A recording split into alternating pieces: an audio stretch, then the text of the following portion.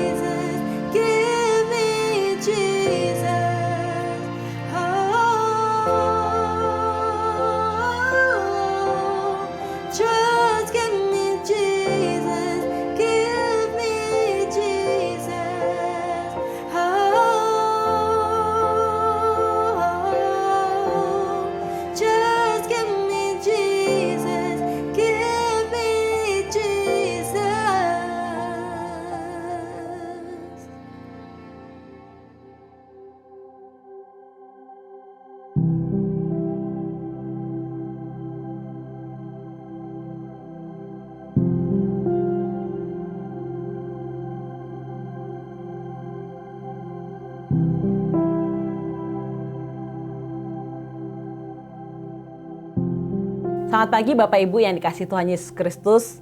Saya berharap kita semua dalam keadaan yang baik, dalam keadaan yang sehat, dan kita siap untuk beribadah kepada Tuhan. Sebelum kita melanjutkan untuk mendengarkan kebenaran firman Tuhan, mari kita bersama-sama bersatu di dalam doa. Tuhan Yesus, kami bersyukur untuk semua kebaikan Tuhan tiap-tiap hari bagi kami. Terima kasih Tuhan untuk pemeliharaan-Mu yang sempurna dalam hidup kami.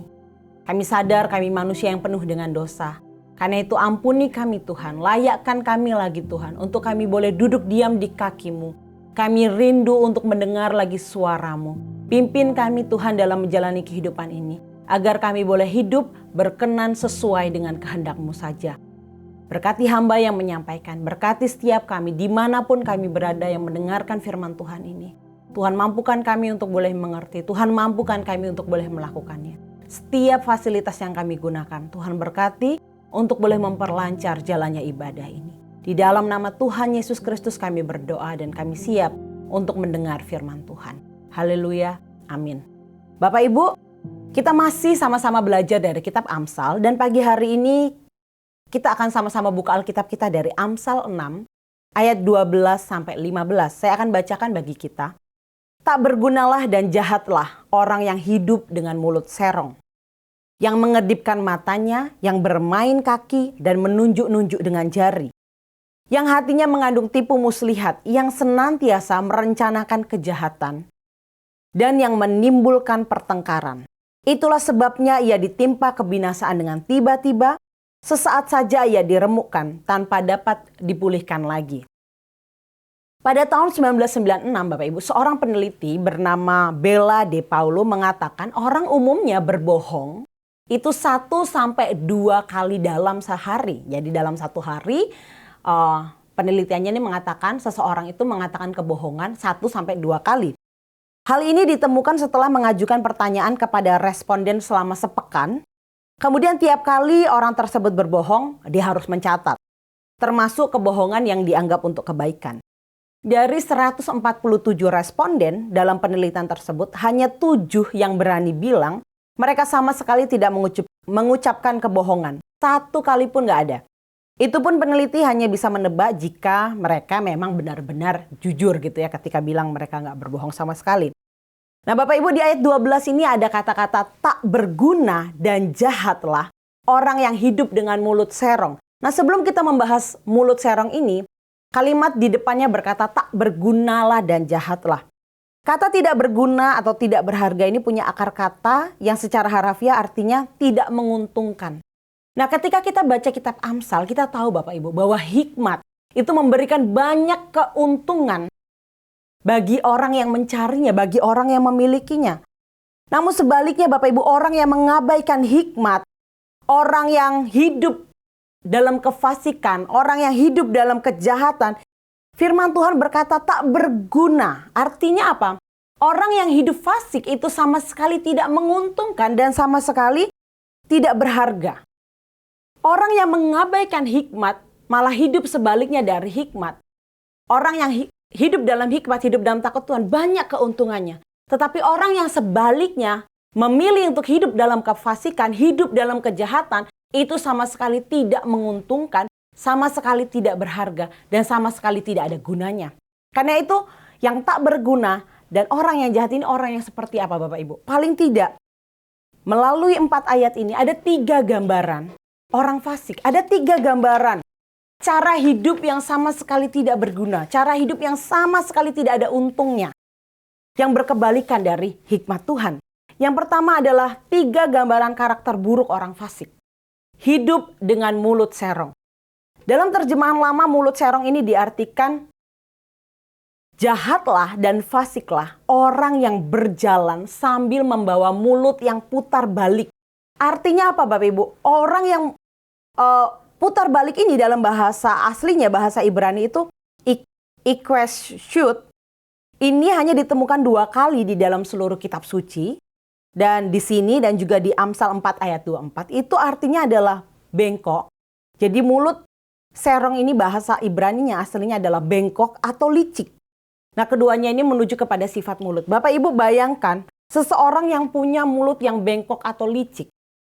Itu sama seperti Bapak Ibu seseorang yang kalau dia mau bangun rumah, membangun kehidupan kita di atas ucapan yang tidak benar atau di atas ucapan yang bohong, itu adalah seperti membangun rumah kita dengan papan yang tidak benar. Orang kalau mau bangun rumah, Bapak Ibu pasti akan pilih papan yang terbaik. Bukan pilih papan yang bengkok, papan yang bolong-bolong, papan yang bergigi, papan yang melengkung gitu. Enggak Bapak Ibu, pasti akan pilih papan yang terbaik. Nah, seseorang yang hidup dengan mulut serong itu sama dengan orang yang membangun rumah, tapi dia membangun rumahnya dengan papan-papan yang bengkok, dengan papan-papan yang rusak. Sehingga suatu hari nanti Bapak Ibu, rumahnya ini akan hancur dan menimpa dirinya sendiri. Nah, orang yang hidup dengan mulut serong ini, orang yang bicara setengah kebenaran ini, orang yang berbicaranya tidak sesuai dengan kebenaran ini, sedang membangun struktur rumah yang bengkok yang akhirnya akan runtuh kepada kepalanya sendiri. Berbicara bohong, berbicara tidak sesuai dengan kebenaran, itu sama seperti kita sedang menjadi saksi dusta. Bapak Ibu bayangkan kalau seseorang bersaksi di pengadilan, tapi dia berkata dusta, tidak mengatakan yang sebenarnya. Apa yang terjadi? Seseorang ini bisa menyebabkan orang divonis tidak bersalah. Harusnya dia benar, tapi karena saksi dusta ini, karena kebohongan yang diucapkan ini, sehingga membuat seseorang juga dapat divonis menjadi bersalah. Bapak Ibu, mengapa kita harus berbicara kebenaran dan bukan kebohongan? Sebagai anak-anak Tuhan kita tahu siapa bapa dari kebohongan.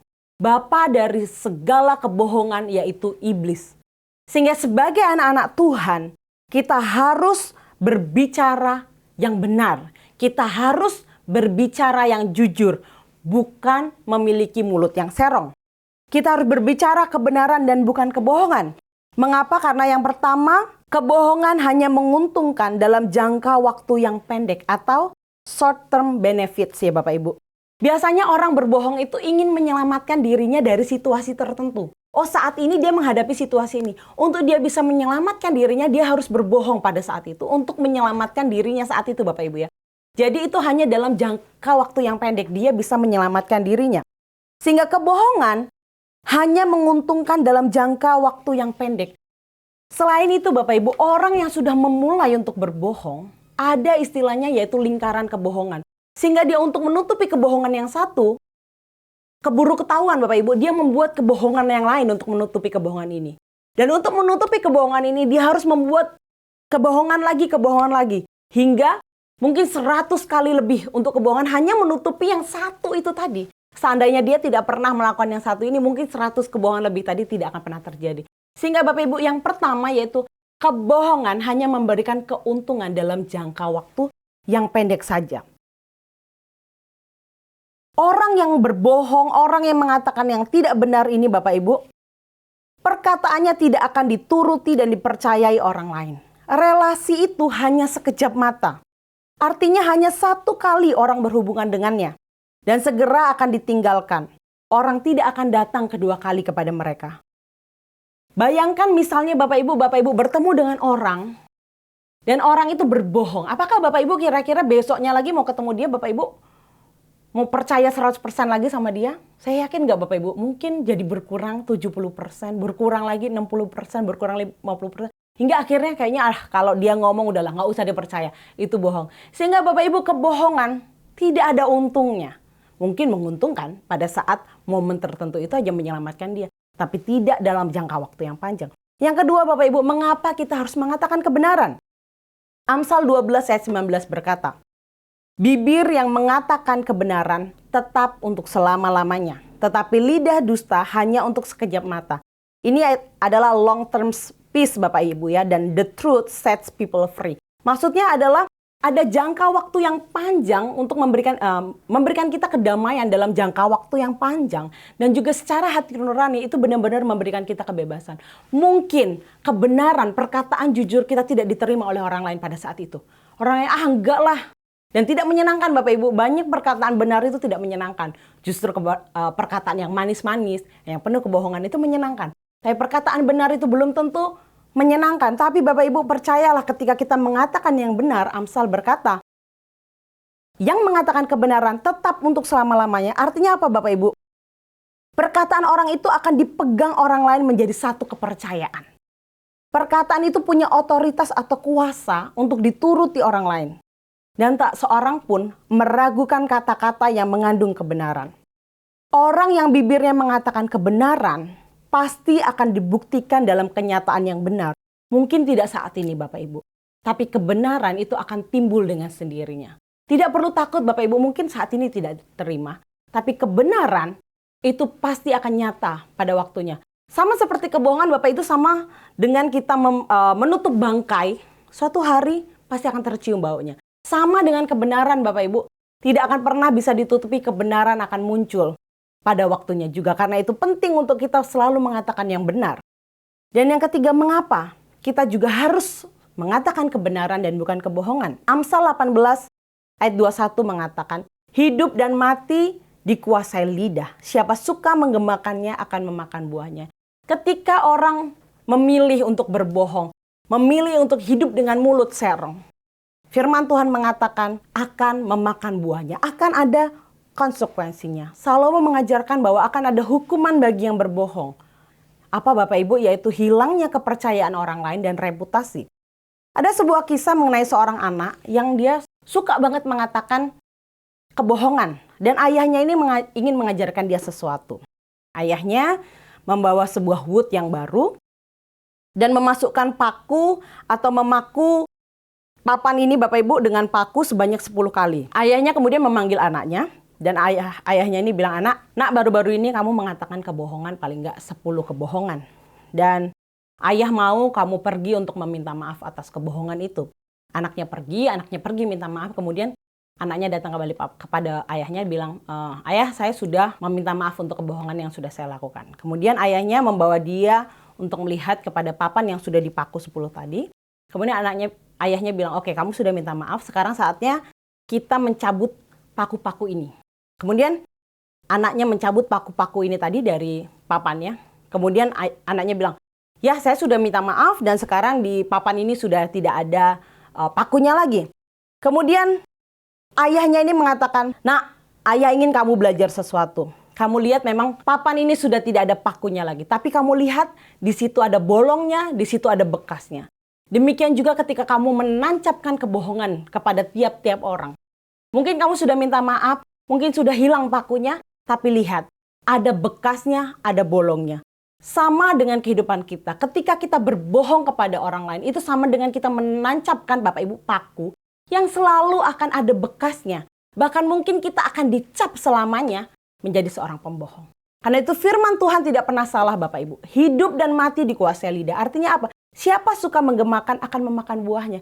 Ketika kita memilih untuk menggunakan mulut yang serong, akan ada bekasnya Bapak Ibu. Reputasi bisa hilang. Kepercayaan orang lain bisa hilang. Apalagi kita sebagai anak-anak Tuhan. Bagaimana kita mau menceritakan kasih Tuhan. Ketika kita berkata bukan yang benar. Tapi kita berkata apa yang tidak benar. Coba Bapak Ibu ingat dalam hidup kita. Pernah nggak kita dibohongin orang? Oh, kayaknya saya pernah tuh dibohongin sama ibu itu. Oh, saya pernah nih kayaknya dibohongin sama si ini. Sekarang pertanyaan nih balik Bapak Ibu. Pernah nggak Bapak Ibu membohongi orang lain? Bagaimana Bapak Ibu? Apakah itu masih terus dilakukan? Atau kita sudah berhenti melakukannya? Kalau misalnya kita mendapati diri kita, oh Tuhan, kadang-kadang untuk menyelamatkan diri saya masih suka berbohong. Oh Tuhan, untuk reputasi keluarga saya masih suka berbohong. Oh Tuhan, saya berbohong tapi untuk kebaikan. Tidak ada Bapak Ibu di dalam Tuhan kebohongan untuk kebaikan. Karena itu melalui firman Tuhan ini, Tuhan aku tidak mau punya mulut yang serong tapi aku mau hidup di dalam kebenaran, berkata yang jujur. Karena itulah anak Tuhan. Tadi firman Tuhan berkata tidak berguna dan jahatlah orang yang punya dan hidup dengan mulut serong. Bagian kedua Bapak Ibu, yaitu kalau yang pertama tadi karakter yang pertama mereka hidup dengan mulut serong. Yang kedua, karakter orang fasik di sini di ayat 13 sampai 14 mengatakan yang mengedipkan matanya, yang bermain kaki, menunjuk-nunjuk dengan jari. Ayat 13 ini Bapak Ibu, poin yang kedua karakternya yaitu menipu, dia hidup dengan menipu dan senantiasa merencanakan kejahatan. Kata mengedipkan mata di sini artinya tuh mencubit, menyipitkan mata. Bapak Ibu coba menyipitkan mata Bapak Ibu ya. Jadi orang jahat itu menyebabkan dirinya tuh melihat orang lain dengan hati yang jahat dan buruk. Melihat orang lain dengan cara yang salah.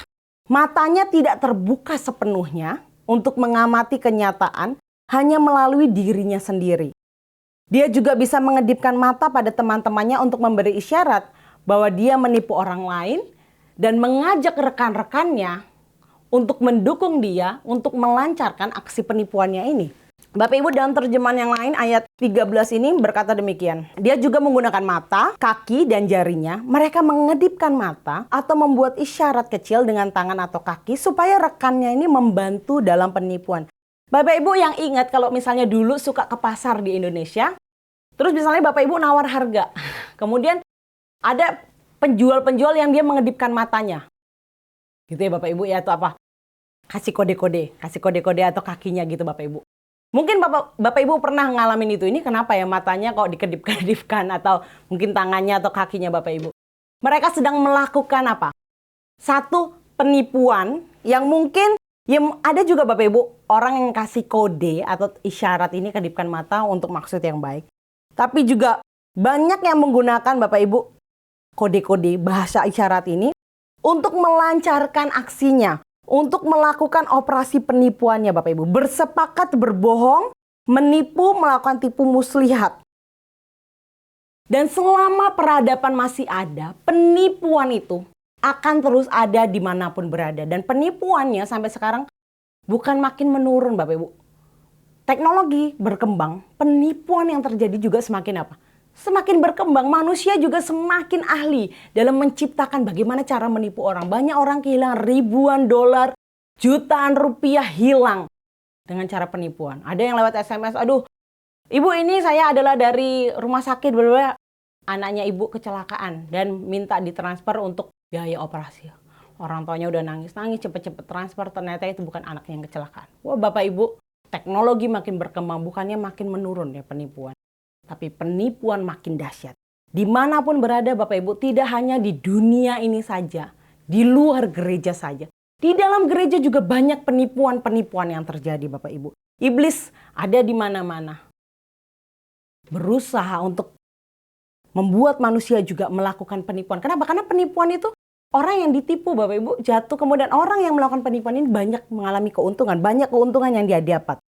Jonathan Swift, seorang pengarang tahu benar buruknya fitnah, menggambarkan pemfitnah ini sebagai orang yang dapat menyampaikan fitnah dengan kerutan di dahi dan menjatuhkan reputasi seseorang dengan kerlingan mata. Robert Louis Stevenson juga menulis, kebohongan paling kejam seringkali dinyatakan dengan diam. Setahu kita selama ini kalau kebohongan, penipuan itu kan harus ngomong dengan mulut Bapak Ibu. Tapi melalui ayat ini kita lihat dia mengedipkan mata, bermain kaki, menunjuk dengan jari.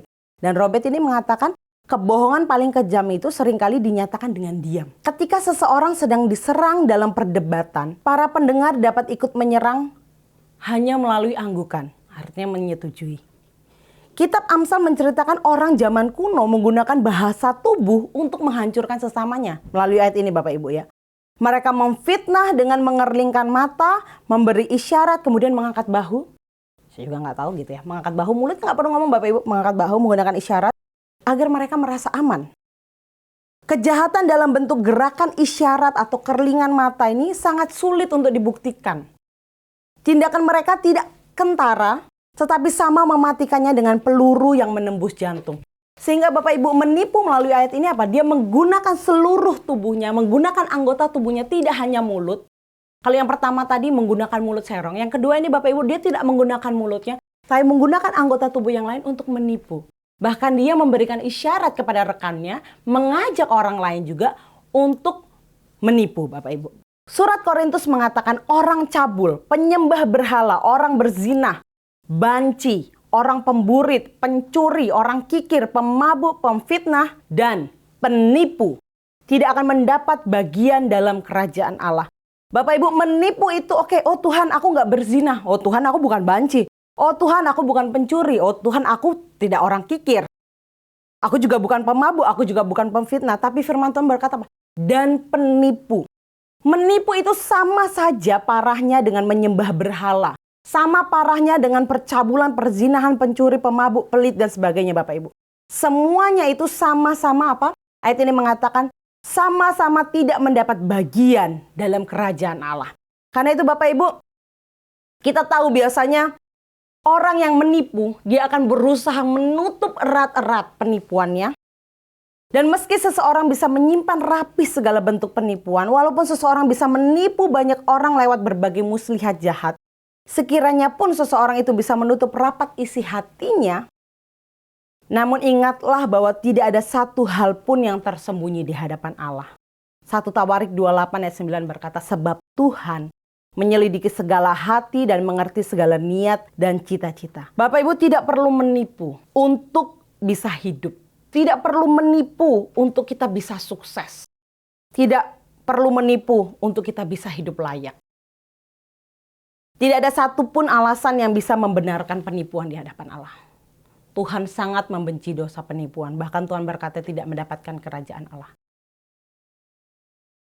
Karena di dalam Tuhan Bapak Ibu, Tuhan tidak akan pernah menahan kebaikan dari orang yang hidup tidak bercela. Karena itu tidak perlu menggunakan tipu daya, penipuan untuk kita bisa bertahan hidup. Karena ketika kita memilih untuk hidup benar, hidup tulus, hidup jujur, firman Tuhan berkata, Tuhan tidak akan pernah menahan kebaikan dari orang-orang yang hidup benar ini. Tuhan akan selalu mencukupkan bahkan melimpahkan berkat-Nya kepada setiap anak-anaknya yang taat. Mungkin hidup benar itu Bapak Ibu, artinya kita tidak mungkin ketika kita memilih hidup benar, kita tidak bisa mendapatkan keuntungan sebanyak orang yang menipu. Ketika kita memilih hidup benar, mungkin hidup kita rasanya kok makin berat ya. Orang-orang juga nggak suka ketika kita memilih hidup yang tulus, yang benar, nggak penuh dengan tipu menipu. Orang nggak suka Bapak Ibu. Bayangkan kalau seorang penjual, dia hanya mengambil keuntungan secukupnya sesuai dengan penjualannya dan dia tidak perlu menipu. Oh enggak, harganya tuh sebenarnya saya juga untungnya sedikit, tapi sebenarnya untungnya banyak Bapak Ibu. Oh untungnya sedikit, nggak perlu menipu Bapak Ibu. Kita hidup benar, Tuhan akan pelihara kita. Baik ketika berjualan, dalam kehidupan sehari-hari, agar reputasi keluarga kita bagus di mata orang, kita menipu, kita mengatakan hal-hal demikian, menipu orang lain.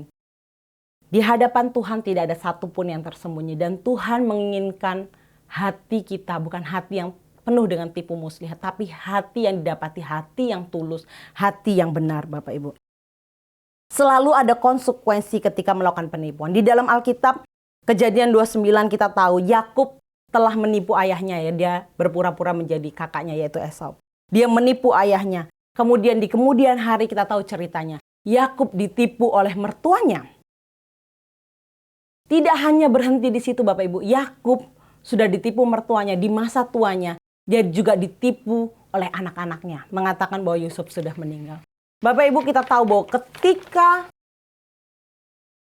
hidup dalam menipu Bapak Ibu, dengan cara menipu, akan selalu ada konsekuensinya. Tuhan tidak akan pernah diam. Tuhan juga akan memberikan konsekuensinya. Dan dalam hidup ini kita harus menyadari bahwa segala sesuatu yang kita lakukan akan menuai konsekuensi. Bapak Ibu ketika firman Tuhan ini ketika saya baca bagian firman Tuhan ini, orang menggunakan kerutan dahinya, anggukan, menggunakan matanya, menggunakan jarinya, menggunakan kakinya untuk menipu. Bagaimana caranya mereka menipu Bapak Ibu, menutupi kejahatannya Bapak Ibu, menggunakan anggota tubuhnya. Di sisi lain Bapak Ibu, saya ada melihat satu YouTube, namanya yaitu Christopher Davley. Bapak Ibu bisa lihat di YouTube ya. Saya ada lihat ketika dia nyanyi. Pada tahun 2001, seorang bayi prematur ini bernama Christopher Davley. Dia membuat para dokter ini terkejut setelah berhasil bertahan hidup. Jadi pada usia 5 bulan, ia dimasukkan ke panti asuhan sebelum diadopsi oleh bibinya sendiri.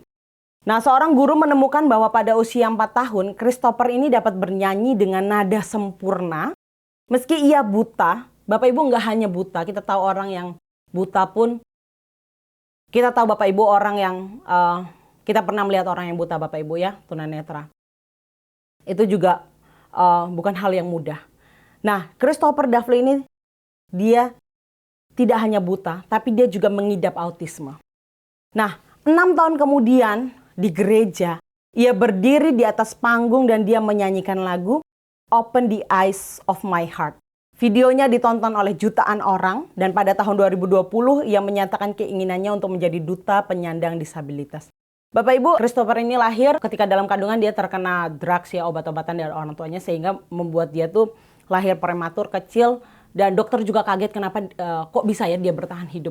Dengan keadaan dia yang secara manusia rasanya terbatas gitu ya. Dia buta, dia autisme. Tapi Bapak Ibu, dia mengatakan bahwa Tuhan, dia menyanyikan sebuah lagu yang menyentuh banyak orang, Open the Eyes of My Heart. Dan dia menyatakan dia ingin dipakai Tuhan lebih lagi. Bapak Ibu, orang menggunakan dengan segala keterbatasannya, dia berusaha untuk hidup memuliakan Tuhan. Bagaimana dengan keterbatasannya, dia tetap mau melayani Tuhan. Dia tetap mau memuji Tuhan. Tapi di lain sisi Bapak Ibu, orang lain malah menggunakan apa yang Tuhan sudah ciptakan. Menggunakan matanya, menggunakan kakinya, menggunakan jarinya, kerlingannya, anggukannya untuk apa? Untuk melakukan penipuan, untuk melakukan apa yang jahat di mata Tuhan. Karena itu Bapak Ibu, bagaimana dengan kita? Apakah kita juga sudah menggunakan jari kita, kaki kita, anggukan kita, mata kita untuk memuliakan Tuhan? Atau justru kita melakukan yang sebaliknya? Kita mendukakan hati Tuhan. Amsal 12 ayat 2 mengatakan, orang baik dikenan Tuhan, tetapi si penipu dihukumnya. Bagian yang ketiga Bapak Ibu, karakter dari orang fasik. Kalau yang pertama tadi dia hidup dengan mulut serong. Kalau yang kedua dia menggunakan anggota tubuhnya untuk melakukan penipuan. Yang ketiga karakter orang fasik ini yaitu menimbulkan pertengkaran. Ayat 14, yang hatinya mengandung tipu muslihat, yang senantiasa merencanakan kejahatan, dan yang menimbulkan pertengkaran. Dalam terjemahan yang lain dikatakan, di mana-mana mereka menimbulkan pertengkaran. Jadi tidak hanya dalam satu lokasi Bapak Ibu, di mana-mana dia menimbulkan pertengkaran. Karakter ini menular, dimanapun dia berada dia berusaha membawa penyakit menular ini kepada orang lain di sekelilingnya. Dan sangat mengerikan Bapak Ibu, karena orang ini ada di mana-mana, dia ada di dalam persekutuan orang percaya, ada dalam gereja, ada di tempat kerja, ada di lingkungan tempat tinggal. Di mana-mana orang ini ada. Di mana-mana orang ini selalu berusaha mengadakan pertengkaran Bapak Ibu. Dan inilah salah satu penyebab terjadi perpecahan dalam gereja, di kantor, di mana-mana. Kita tahu Bapak Ibu, Allah kita itu adalah sumber kasih dan damai. Allah kita itu membenci yang namanya pertengkaran, apalagi orang yang suka menimbulkan pertengkaran. Sebab Allah suka dengan kerukunan. Nah, orang-orang yang dengan bergunjing, memfitnah, menyebarkan cerita yang gak pantas, suka membesar-besarkan segala sesuatu yang dikatakan, membangkitkan rasa iri, kemudian membangkitkan prasangka-prasangka yang buruk, suka meniup bara pertikaian, orang tersebut Bapak Ibu harus benar-benar dihindari. Amsal 26 ayat 22-21 berkata demikian. Bila kayu habis, padamlah api. Bila pemfitnah tak ada, redahlah pertengkaran. Seperti arang untuk bara menyala dan kayu untuk api, demikianlah orang yang suka bertengkar untuk panasnya perbantahan. Bapak Ibu, pertengkaran itu seperti api. Dia membuat panas jiwa, membakar habis segala sesuatu yang baik, dan menghanguskan semua keluarga dan juga masyarakat. Di sini dikatakan bila pemfitnah tidak ada, redahlah pertengkaran. Artinya apa? Kita tidak boleh memberi telinga kepada para pemfitnah. Sebab mereka memberikan bahan bakar untuk menyalakan api. Pemfitnah ini Bapak Ibu suka seperti memberikan bahan bakar untuk menyalakan api pertengkaran. Bahkan mereka menyebarkan dengan bahan yang mudah terbakar. Seperti apa? Cerita yang mereka bawa. Kemudian mereka yang menjelek-jelekkan orang lain, mereka membocorkan rahasia-rahasia. Mereka menyalahartikan berbagai perkataan dan perbuatan. Mereka melakukan apa yang bisa mereka lakukan untuk membuat saudara, teman, tetangga cemburu satu sama lain. Mereka menjauhkan satu dari yang lainnya. Mereka menabur perpecahan di antara mereka. Dan orang yang demikian Bapak Ibu benar-benar harus dijauhi dan diusir Bapak Ibu ya. Dengan begitu pertengkaran pasti akan berhenti karena api akan padam apabila tidak ada bahan bakarnya. Para penggunjing dan pemfitnah Bapak Ibu para penggunjing dan pemfitnah adalah penyulut api yang tidak boleh dibiarkan ada. Bagian yang lain juga mengatakan demikian. Bapak Ibu tahu Bapak Ibu ya, kalau ada kebakaran itu bisa menghancurkan, menghanguskan. Banyak hal Bapak Ibu ya, di Indonesia juga salah satu pegunungan itu ada yang terjadi kebakaran. Hancur habis karena terjadi kebakaran. Bapak Ibu, demikian juga pertengkaran. Mereka bisa membakar habis persekutuan, membakar habis kasih yang ada, membakar habis rumah tangga, membakar habis gereja, Bapak Ibu. Tanda kutip ya, membakar. Persekutuan, segala sesuatu yang baik menjadi hancur ketika orang ini diizinkan masuk. Sama seperti Bapak Ibu ada satu permainan yang mereka saling bergandengan tangan. Di sini nanti ada gambarnya Bapak Ibu. Saling bergandengan tangan, ada satu orang di dalamnya ya permainan ini.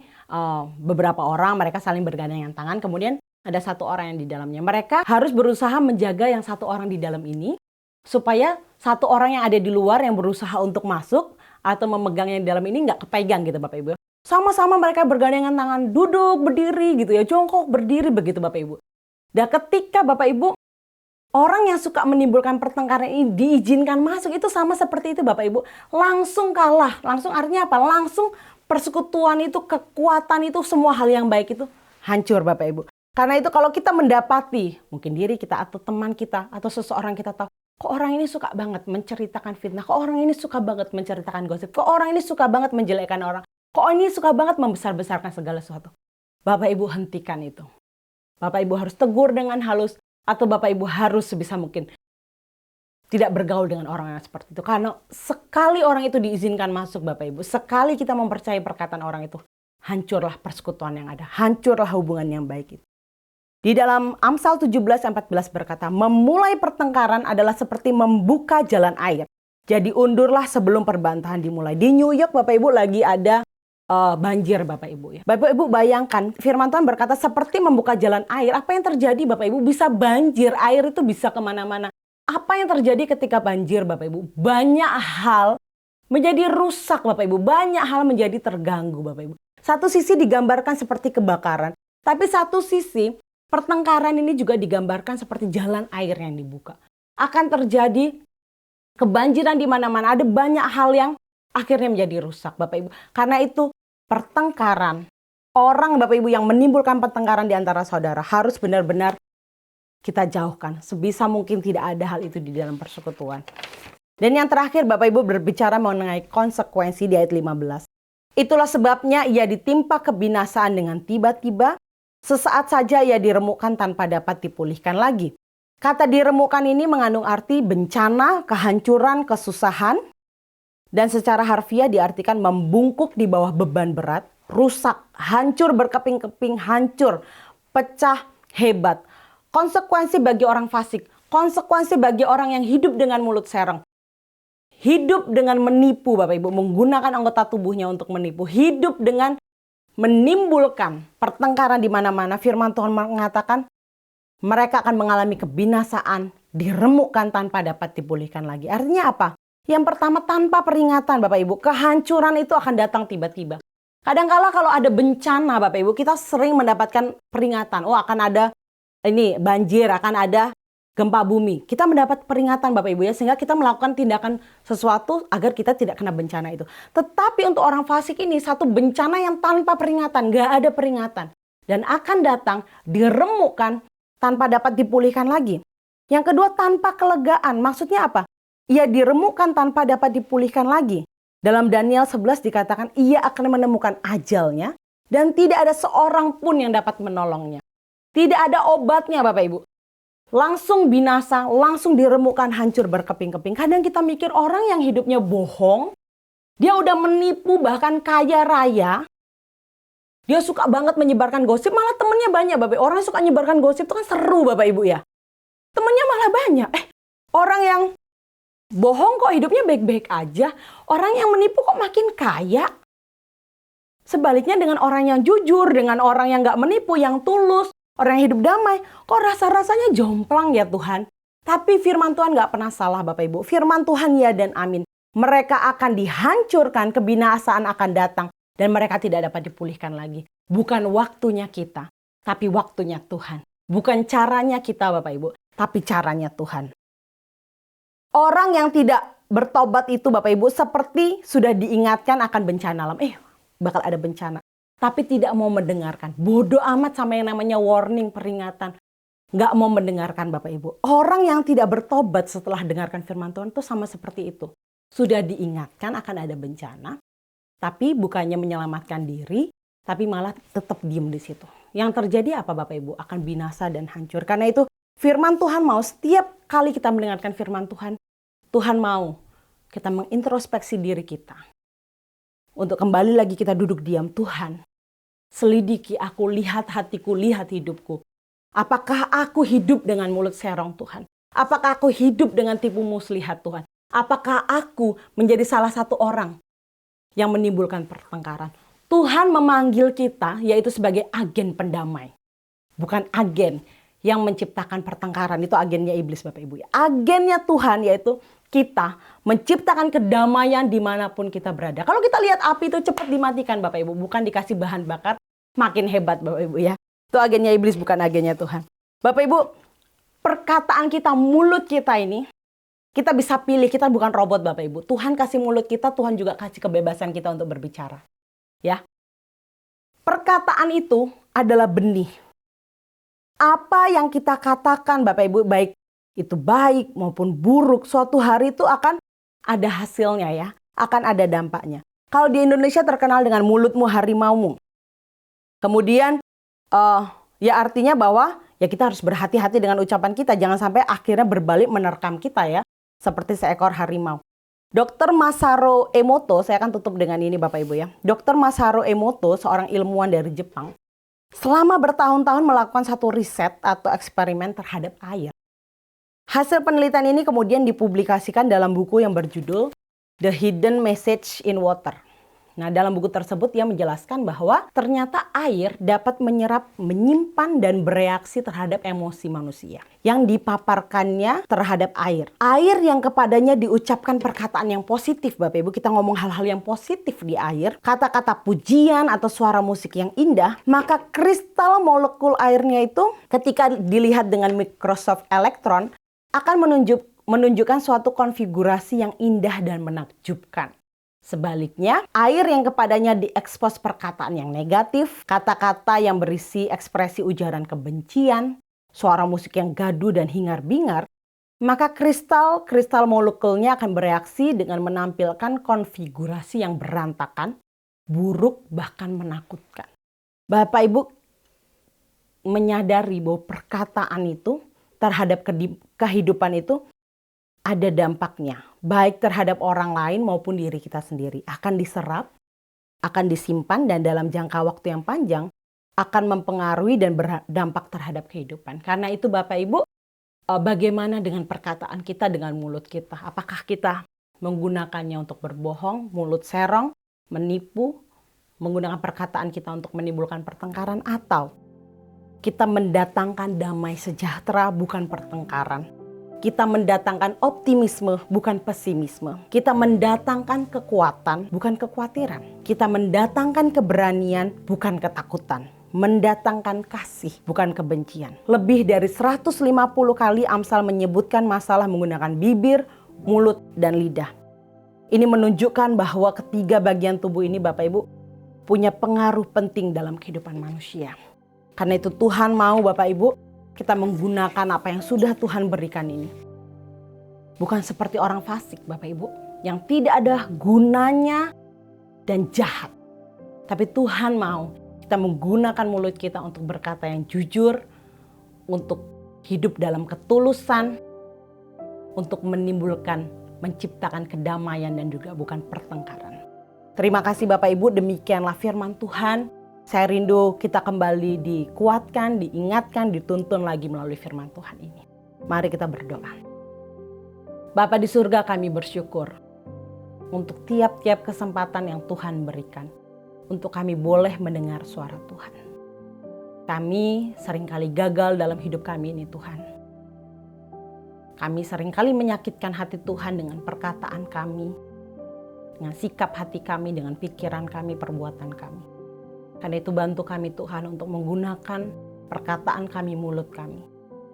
sebagai agennya Tuhan di dunia ini untuk mengatakan apa yang benar, apa yang seharusnya, untuk bukan menipu orang lain, tapi mengatakan yang jujur, untuk menciptakan kedamaian. Tolong kami Tuhan, karena kami tidak mampu dengan kekuatan kami sendiri dan kami memerlukan kekuatan dari Tuhan. Ini doa kami Tuhan, pimpin hidup kami selalu ya Roh Kudus. Di dalam nama Tuhan Yesus Kristus kami berdoa. Amin.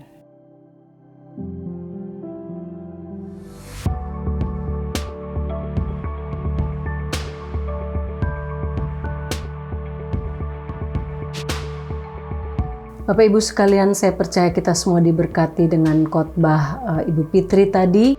Dan saya berdoa supaya firman Tuhan yang telah disampaikan sungguh menjadi bekal dalam hidup kita tiap-tiap hari. Kita akan mengakhiri ibadah kita, mari kita tundukkan kepala kita dan menerima berkat Tuhan. Tuhan memberkati engkau dan melindungi engkau. Tuhan menyinari engkau dengan wajah-Nya dan memberi engkau kasih karunia. Tuhan menghadapkan wajah-Nya kepadamu dan memberi engkau damai sejahtera. Amin.